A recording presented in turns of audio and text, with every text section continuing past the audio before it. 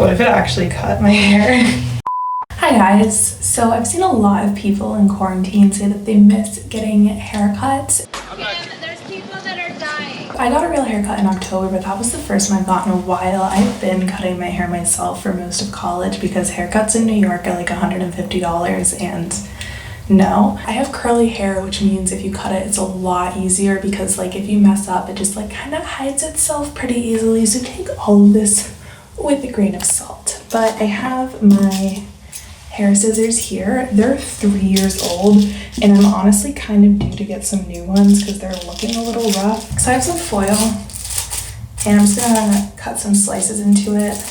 Supposedly this is how you sharpen scissors. If you don't have hair scissors, fabric scissors are the next best option, but you definitely want like something that's just like not craft scissors, because if you use dull scissors on your hair, it's just gonna make your split ends worse. So to get like the basic dead ends off, I do this like braid thingy. I don't even remember where I learned it from, but you basically just pull your hair into like 4 braids. So 2 on the bottom section, 2 on the top section, and then you cut the ends off.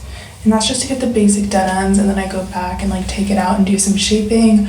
I always cut my hair dry. With curly hair, you're supposed to do that. It helps you see where it's gonna fall.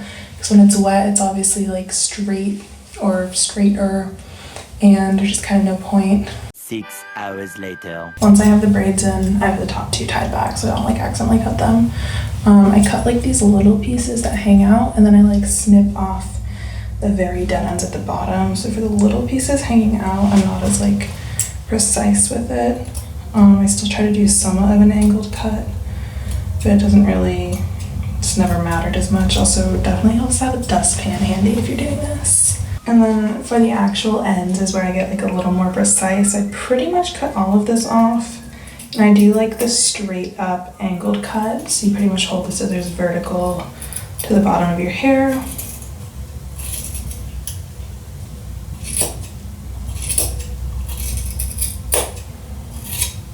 And that gets cut. And then the same for the other braid. So there's just a little teeny bit hanging out of these now. The rubber band like barely stays on. And then obviously I have like a lot more hair sticking out in these, and like my bangs sticking out and stuff. I have a lot of layers in the upper part of my hair, so we will tackle that once I just do pretty much the same thing to these top braids.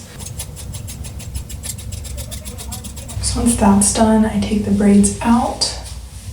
And I do 4 sections just because I have a lot of hair and it's in like layers. So obviously this, if I braided this all together, this top part wouldn't even make it like to the bottom of the braid. But if you have like thinner hair, or if your hair is all one length, 2 braids would probably work for you. All right, so that's straight out of the braids. Obviously it lost a little bit of the curl from me like running my hands through it to braid it. So I don't know exactly what it's gonna look like. But I'm just gonna even up the ends a little bit, again with those vertical cuts.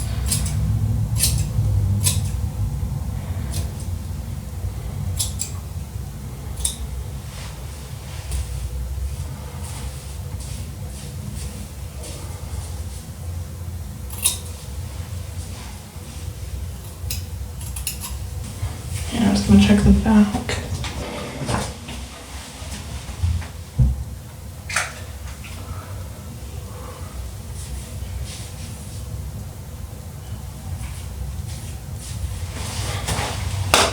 So that's pretty even everywhere. Now I just gotta fix up the layers a little bit. So like here is looking like a little like one giant chunk. It always goes out like that, and then pretty much everything else is fine. But I usually like razor the rest of it because I'm not very good at getting like smooth cuts. So I have this little eyebrow razor. I'm pretty sure you're supposed to use different razors for hair, but this is all I have right now and it does the job. So I just kind of drag it along where I want to get some PC action going on. So right through here where it's all looking like a chunk.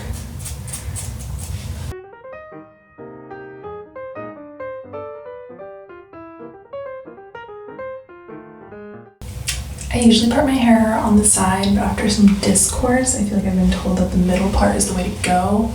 So I kind of want it to look good with both. So I'm gonna do a little bit of like these side pieces while it's like this.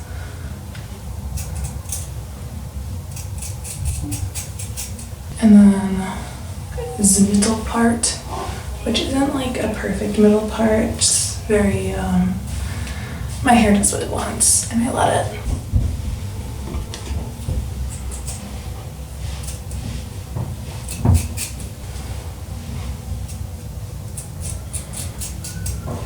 Alright, so that's it for today, but obviously my hair has been like decurled and very fluffed from me combing through it because that's how it is.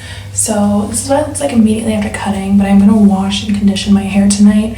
My hair routine is very, very simple right now. I've been using this shampoo bar from Little Bear Hair on Etsy and just got a new conditioner bar from them as well because my Lush one just ran out. So I use those, or sometimes I just use my Trader Joe's conditioner and this conditioner bar or whatever conditioner bar I have on hand.